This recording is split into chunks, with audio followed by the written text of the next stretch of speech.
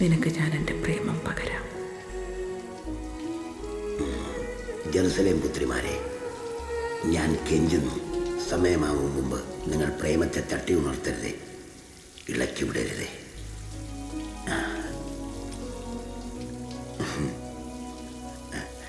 പിള്ളേർ രണ്ടും ഉറങ്ങിയോടി? ജോയിൽ ഉറങ്ങിയിട്ടില്ല. ഇത്തവണ റാങ്ക് വാങ്ങിക്കണം എന്നുള്ള വാശിയില്ല.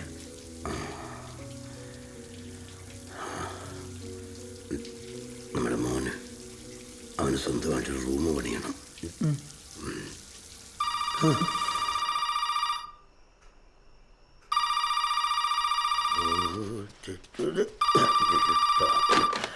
ഹലോ ഹലോ ചാച്ചാ. ആ മാനെ, എന്നെ വെച്ചിട്ട് സുഖാണോ? സുഖായിരിക്കുന്നു ചാച്ചാ. ചാച്ചാ, നമ്മളെ മറ്റേതങ്ങ് തീരുമാനിക്കാട്ടോ. നല്ല വിലയാണ് അവര് പറയുന്നത്. പിന്നെ ഈ മാസം കൊണ്ട് ജിൻസിയുടെ പെരപണിയും കഴിയുമല്ലോ. പിന്നെ ചാച്ചൻ അവിടെ വിളിക്കാമല്ലോ. ആ പിന്നെ ചാച്ചാ, ഹലോ ചാച്ചാ, കേൾക്കുന്നുണ്ടോ? Hello hello.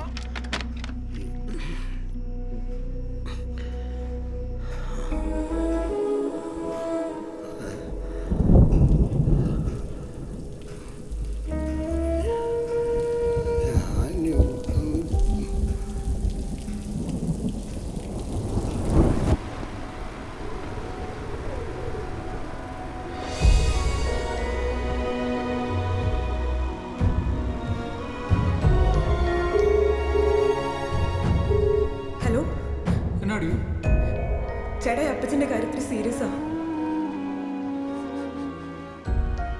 നീ കാര്യം പറയും. പ്രശ്നമുണ്ട് ചേട്ടാ, എത്രയും പെട്ടെന്ന് ഇങ്ങോട്ട് വന്നേ പറ്റൂ.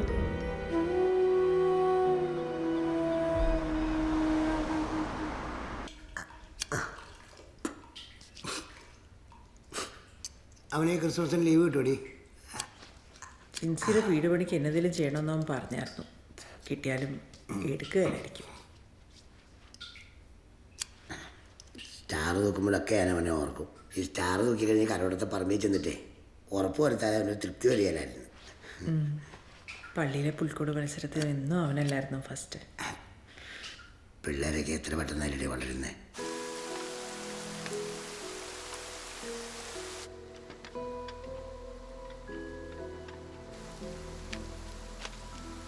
ചേട്ടായി ചേട്ടായി ചായ.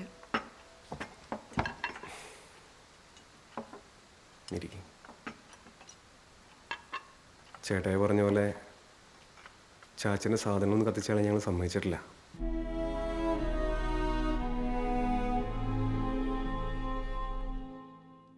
അതിനെ സമ്മതിച്ചു എല്ലാവരും. അതാണല്ലോ രീതി. അതുകൊണ്ട് കൊച്ചാച്ചനെ പറഞ്ഞ് സമ്മതിപ്പിക്കാൻ ഇച്ചിരി ബുദ്ധിമുട്ടായിരുന്നു. ഞാൻ എത്തുന്നതിന് മുമ്പ് ചാച്ചൻ ഇങ്ങനെ പോയി കളയുമെന്ന് ഞാൻ ഒരിക്കലും വിചാരിച്ചില്ല. ചാച്ചൻ്റെ കാര്യത്തിൽ അല്ലെങ്കിൽ ഞാൻ ഇന്ന് ലേറ്റ് ആണല്ലോ.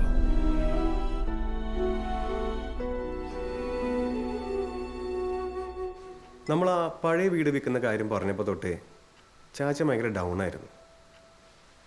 ഇവിടെ വന്നാൽ ശരിയാവുമെന്ന് ഞങ്ങളും കരുതിയത്. പക്ഷെ ഇവിടെ വന്നിട്ടും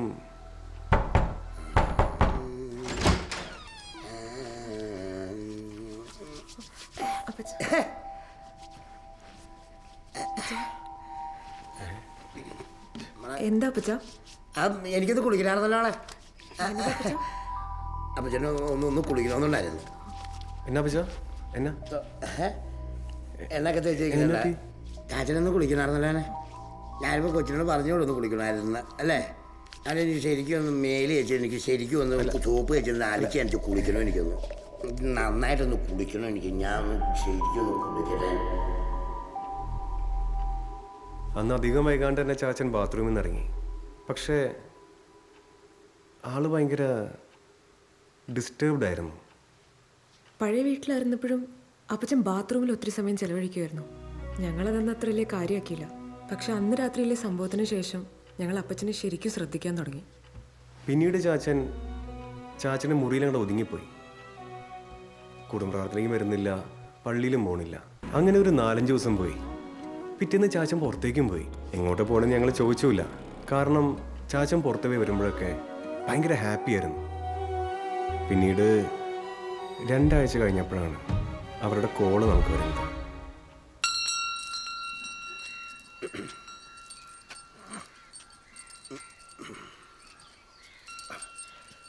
ആ പറയും സാർ എന്നുണ്ടോ ചേ വെല്ലുവിളിച്ചൊക്കെ എങ്ങനെയുണ്ട്? അമ്മച്ചി ഞാൻ സുഖമായിരുന്നു ആ രാഖേലിന്റെ വീട് വരെ വന്നായിരുന്നു. അവൻ ഷാജി ഗൾഫിൽ നിന്ന് വന്നായിരുന്നല്ലോ. കേറി വന്നേ. ഞാൻ അവൻ അവിടുത്തെ ഓരോ വിശേഷങ്ങളും പറഞ്ഞ് അവളെ കുറച്ച് നേരം വാ വാ വാ സുഖമായിട്ടിരിക്കണോ?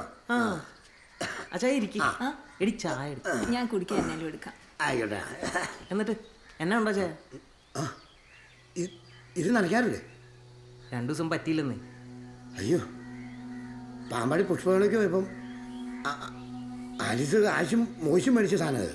അവള് പോയതിനു ശേഷം ഞാൻ 2 പ്രാവശ്യം വെച്ച് നനയ്ക്കുമായിരുന്നു. ശ്രദ്ധിക്കില്ലേ, ഇത് നല്ല മാറ്റമുണ്ട്. 2 ദിവസം തിരക്കായി പോയി, കപ്പവാട്ടുണ്ടായിരുന്നു.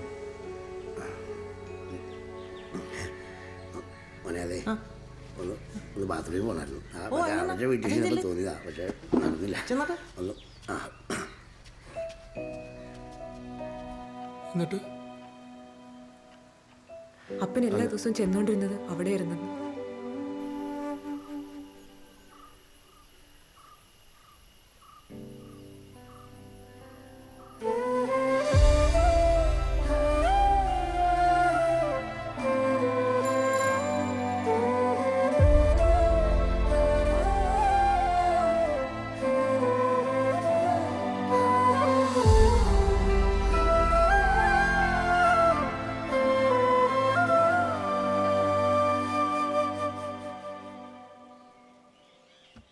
അന്ന് ഇത് കൊണ്ടുപോയില്ലായിരുന്നു.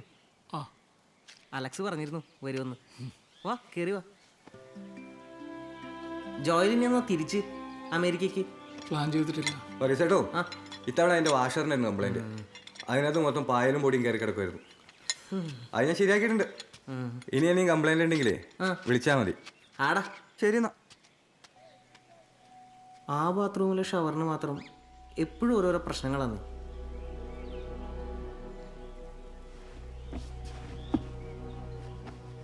എന്നതായിരുന്നു ചായ പ്രശ്നം? അതിപ്പോ ഓരോ തവണയും ഓരോ കാരണങ്ങളാണ് അച്ചായൻ പറഞ്ഞിരുന്നത്. വറീസല്ലോ അച്ഛേ. ആ വറീസേ കറവയാന്നോടാവേ. ആ വറീസ് ഷീറ്റ് അടിക്കാൻ പറ്റും വന്നില്ലേ അവളെ? വറീസേ നീയാണ്ട മീൻ പറ്റുന്നേ? അത് ശരി, ഞാൻ പരമായ ഓർമ്മ മൊത്തം തപ്പി. ഇവിടെ ഇരിക്കുമായിരുന്നു. വറീസേ എത്ര ഷീറ്റ് ഉണ്ടാവേ? എല്ലാ തവണയും എങ്ങനെയെങ്കിലും അവൾ ബാത്റൂമിൽ പോകണമെന്ന് മാത്രം പറയും. എത്രയാണെന്ന് വെച്ചാൽ നമ്മളിത് അവസാനം അച്ചായനോട് ഇതിരി മുഷിയേണ്ടി വന്നു.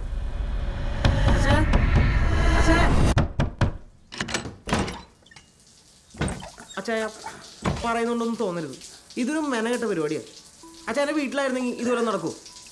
ഇതിന് നടക്കത്തില്ല.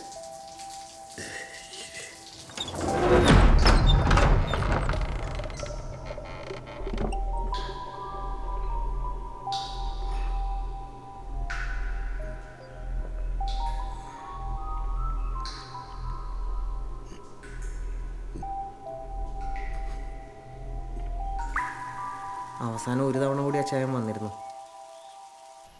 വറീസേ മക്കളെ, മനെ എനിക്ക് വീട്ടിൽ ഇരുന്നിട്ട് ഇരിക്കപ്പെടുന്നില്ല അവനെ കേട്ട് പറ്റാതെ. ഒരു വണ്ണം കൂടെ ഒന്ന് ഇപ്പോൾ കൊണ്ടുപോകാനെ, ഒരു വണ്ണമേ ഉള്ളൂ. ഇനി ആവശ്യം പറഞ്ഞുകൊണ്ട് കൊണ്ട് വരികയല്ല, ഒരു വട്ടം. 1 മണിക്കൂറായിട്ടും ബാത്റൂമിൽ നിന്ന് ഇറങ്ങാതായപ്പോൾ പേടി തോന്നിയിട്ടാണ് ഞാൻ അലക്സിനെ വിളിച്ചത്. അപ്പോഴേക്കും ആള് പിടിവിട്ട് പോയിരുന്നു.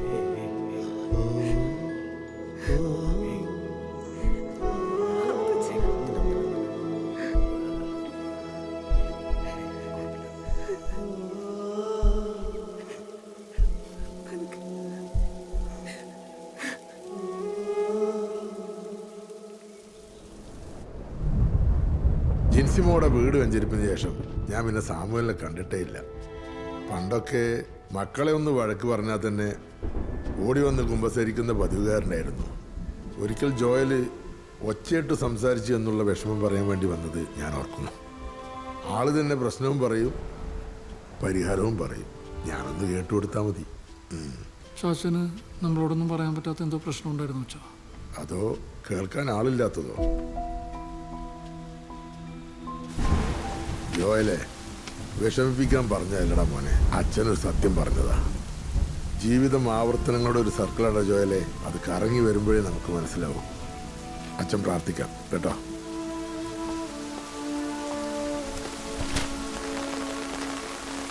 എടാ നിനക്ക് കുമ്പസരിക്കണമെങ്കിൽ അങ്ങ് മേടയിലോട്ട് വന്നാൽ കേട്ടോ.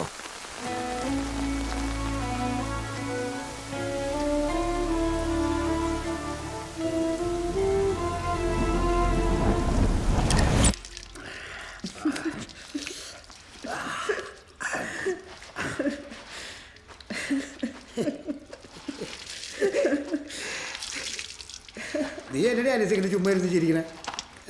ഓ, ഒറ്റമുറി വീട്ടിൽ നിന്നും പുതിയ വീട്ടിലോട്ട് മാറിയിട്ടും നമ്മുടെ ഈ ശീലത്തിൽ ഒരു മാറ്റവും വന്നില്ലല്ലോ എന്ന് ആലോചിക്കുമായിരുന്നു. ചില ശീലങ്ങളിലല്ലേടി നമ്മളുള്ളത്. നീ ആലോചിച്ചിട്ടുണ്ടോടി ആലീസേ? എന്നതാ ചായ? പറമ്പിലെ പണിയും ബാക്കി വീട്ടിലെ എല്ലാ ജോലികളും തീർത്ത് നമ്മൾ നമ്മുടെ ജീവിതത്തിൻ്റെ പ്ലാൻ മുഴുവൻ വരച്ചിട്ടുള്ളത് ബെഡ്റൂമിൽ വെച്ചല്ല, ഇവിടെ വെച്ചാ. അതെ, അകത്ത് വെച്ചുള്ള ആലോചനകൾ മുഴുവൻ ജോയിന്റെ വരവോടെ നിന്നായിരുന്നു.